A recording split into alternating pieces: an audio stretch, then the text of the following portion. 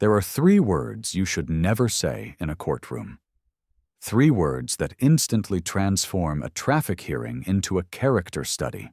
3 words that turn a judge from a mediator into a force of nature. Most people say, "I am sorry." Some say, "I was wrong." But Julian, a 22-year-old wearing a cashmere sweater that cost more than the bailiff's monthly salary, chose a different path. He leaned his elbows on the podium, looked Judge Frank Caprio dead in the eye, and said the words that would seal his fate. "Google my family." The silence that followed was not empty. It was heavy. It was the sound of oxygen leaving the room. It was the sound of 50 people in the gallery holding their breath, waiting to see if the roof was going to collapse. Because in the Providence Municipal Court, the currency is not dollars. It is not stocks. It is not your last name or the history of your grandfather's real estate empire. The currency here is truth. And Julian had just tried to pay with a counterfeit bill. Let's rewind. To understand why those 3 words were catastrophic, you have to understand the energy of the room 10 minutes earlier. It was a standard Tuesday. The docket was full of the usual stories. A single mother asking for a payment plan on a parking ticket because her daughter needed braces. A college student explaining that he was rushing to a chemistry exam. These are stories of survival. They are stories of people trying to navigate a system that often feels rigged against them. Judge Caprio was in his element. He was listening, he was nodding, he was finding the humanity in the bureaucracy.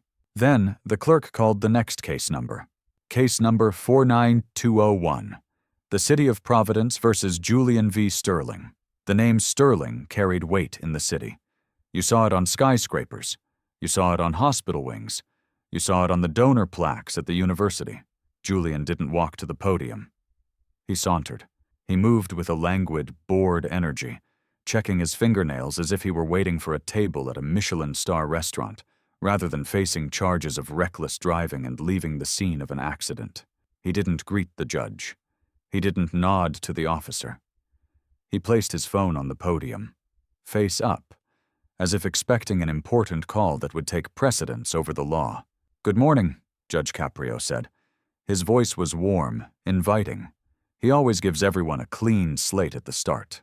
"Morning," Julian muttered, barely looking up. "Let's make this quick. I've got a flight to Aspen at 3. The gallery shifted uncomfortably. You could feel the collective cringe. Judge Caprio paused. He took off his glasses and cleaned them slowly with his handkerchief. This is a tell. If you watch the show, you know this moment. It means he is calibrating. It means he is giving you one chance to reset your attitude before he resets it for you. "Mr. Sterling," Caprio said, putting his glasses back on. "You are charged with reckless driving. The report states you were driving a high-performance vehicle at nearly double the speed limit in a residential zone. You struck a parked car, and then, instead of stopping, you continued to your destination." Julian sighed, a loud, theatrical sigh. "It was a scratched bumper," Julian said, waving his hand dismissively. "I left a note." "Well, I told my assistant to leave a note later. It's handled. Insurance covers this stuff. That's what it's for, right?" "The report says there was no note," Caprio corrected, his voice hardening slightly. "The report says a witness saw you hit the vehicle, pause, and then accelerate away. That is a crime, Mr. Sterling. It is called fleeing the scene. It's called being busy," Julian shot back. "Look, Judge, I don't think you understand the context. My time is valued at a certain rate. Standing here, arguing about a dented Honda Civic, it's frankly a misuse of resources. This is the blindness of privilege. It is a bubble so thick that reality cannot penetrate it." Julian honestly believed he was the victim here. He believed that his inconvenience was a greater tragedy than the law being broken. "The owner of that Honda Civic," Caprio said, looking at the file, "is a nurse. She uses that car to get to the night shift at the hospital. When you hit her car and left, she couldn't get to work. She lost wages. She endangered her employment. Does that context matter to you?" Julian rolled his eyes. "I can write her a check right now." "How much? $5 grand? 10? Just tell me the number so I can go." He reached for his inside pocket. "Don't reach for your wallet," Caprio ordered. The command was sharp, like a whip crack. "This isn't an auction?" Julian froze. He looked confused. He had never been in a room where money didn't solve the problem. He was like a tourist in a foreign country who didn't speak the language. "You don't get it," Julian laughed, a nervous, arrogant chuckle. "You really don't get it." He leaned forward. And then he said it. The line that would haunt him. "Judge, do you know who my family is? Seriously, Google my family. Google Sterling Development. We built half this city. We probably paid for this courthouse." The air left the room. If you are watching this, and you've ever felt like the rich play by a different set of rules, you know that frustration, the anger that bubbles up when you see someone cut the line just because of their last name. But here is the beauty of the courtroom. It is the great equalizer.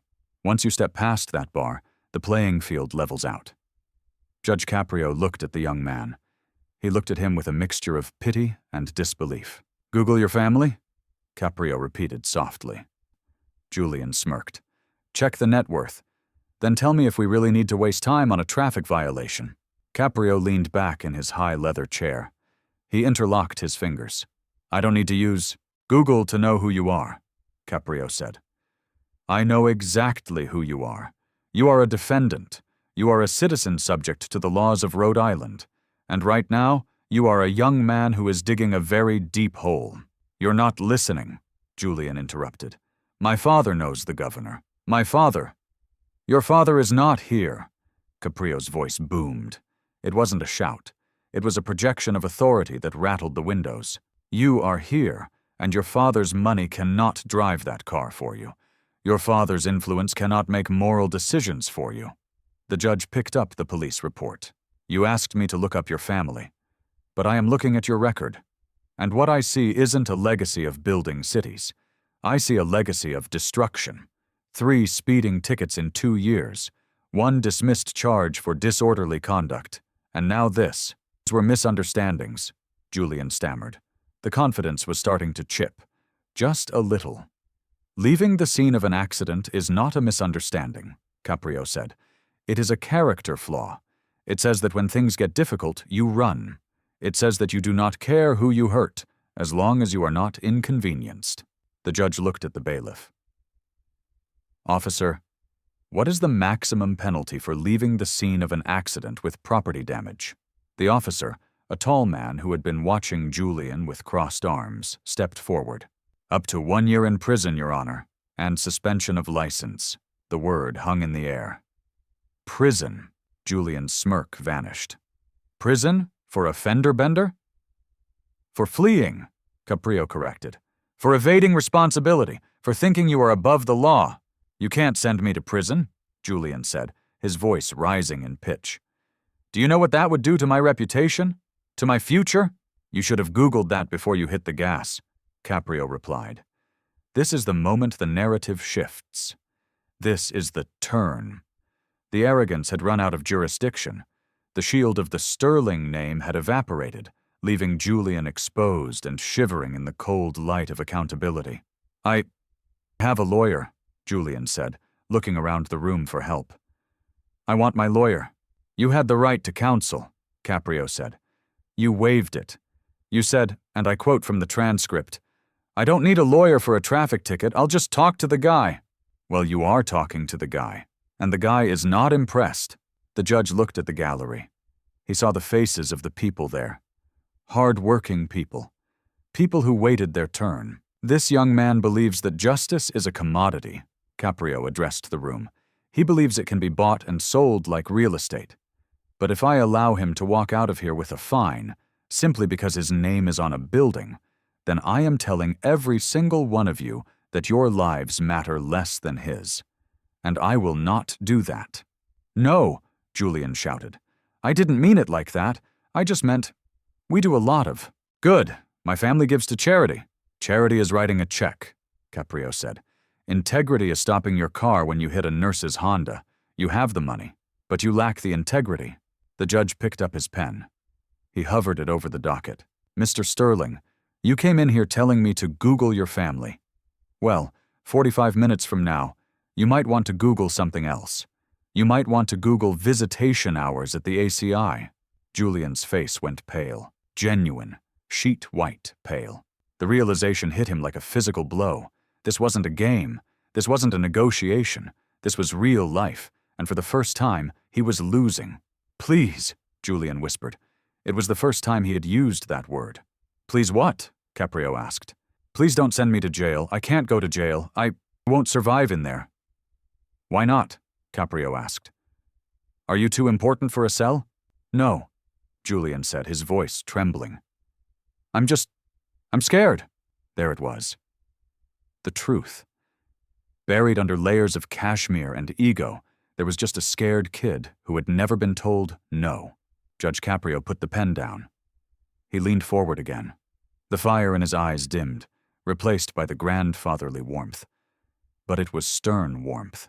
You are scared, Caprio said. Good. You should be. Because fear is the beginning of wisdom. For 22 years, you have been protected. You have been insulated. And because of that, you have become dangerous. I don't want to be dangerous, Julian said, tears forming in his eyes.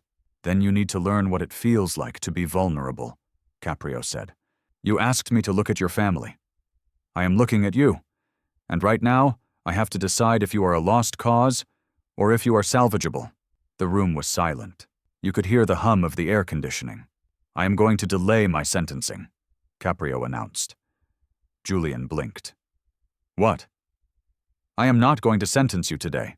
I am going to continue this case for 30 days. So, I can go? Julian asked, hopeful. You can go, Caprio said. But you are not going to Aspen. And you are not going to your father's office. The judge pulled a piece of paper from a side folder. I am assigning you to a restorative justice program. For the next 30 days, every weekend, you are going to report to the Providence Collision Center. Do you know what they do there? Julian shook his head. They process the wreckage, Caprio said. They take the cars that have been destroyed in accidents. Some of them are just metal. Some of them have blood on the seats. You are going to work there. You are going to see firsthand what happens when a car becomes a weapon. You are going to sweep the glass. You are going to smell the burnt rubber. Julian swallowed hard. The thought of it clearly sickened him. But he nodded. He knew the alternative was a cell block. And, Caprio added, raising a finger, you are going to track down the owner of that Honda Civic, not your assistant. You. You are going to apologize to her, face to face. And you are going to ask her how you can make it right. If she wants a check, you write it. If she wants you to drive her to work for a week, you do it. I can do that, Julian stammered. Don't tell me you can do it, Caprio said. Do it, and come back here in 30 days. If I get a report that you were late or rude or that you tried to pay someone to sweep the glass for you, bring your toothbrush, because you won't be going home. I understand, Julian said. Thank you, Your Honor. Don't thank me yet, Caprio said, picking up the gavel. Thank me when you've earned it. Julian turned to leave. He didn't saunter this time. He walked quickly, head down, clutching his phone like a lifeline. He looked smaller than when he entered. The swagger was gone, left on the floor of the courtroom like a shed skin. The judge watched him go. Then he turned to the camera. To us. We see this all the time, Caprio said quietly. Young people who think the world owes them everything. They think money is a shield. But life has a way of piercing that shield. It is better that he learns this lesson here, with a broom in his hand, than on a highway at midnight when it's too late to say sorry. The screen fades to black for a moment, then fades back up to the text. 30 days later. The courtroom is the same, but the atmosphere is different. Julian is back at the podium. He looks different. The expensive suit is gone, replaced by a simple button-down shirt and slacks. His hair isn't perfectly slicked back. It looks normal. But the biggest change is in his eyes. They aren't looking at his watch. They are looking at the judge. Good morning, Julian, Caprio says. Good morning, Your Honor, Julian replies. His voice is steady, respectful. We have a report here from the collision center manager, Caprio says, opening a file. He reads it in silence for a moment. The tension builds. Did he blow it? Did he try to buy his way out again? A small smile touches the corner of Caprio's mouth. It says here you were the first one in and the last one out. It says you didn't complain. And it says you actually learned how to dismantle a bumper. Julian nods, a genuine shy smile appearing. It was harder than I thought.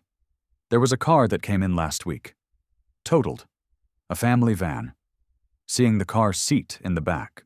Crushed. He pauses, swallowing a lump in his throat. It woke me up, Judge. And the nurse? Caprio asks. Mrs. Davies, Julian says. I met her. She was angry at first. I didn't blame her. I apologized. I paid for the repairs, obviously. But I found out her son is trying to get an internship in architecture. My father's firm does that. I set up an interview for him. On my own. My dad didn't even know. The gallery murmurs. This is the redemption. This is the moment the villain becomes the protagonist. You used your connections, Caprio says, not to escape consequences, but to help someone else. Yes, Your Honor. That, Caprio says, leaning back, is what power is for. Power is not for pushing people down. It is for lifting people up. The judge closes the file. The charges of reckless driving and fleeing the scene are serious. But the purpose of this court is not to fill prisons. It is to fix people. Julian, I believe you are fixed.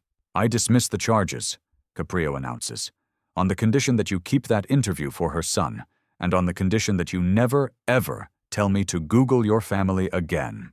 Laughter ripples through the courtroom. Genuine, warm laughter.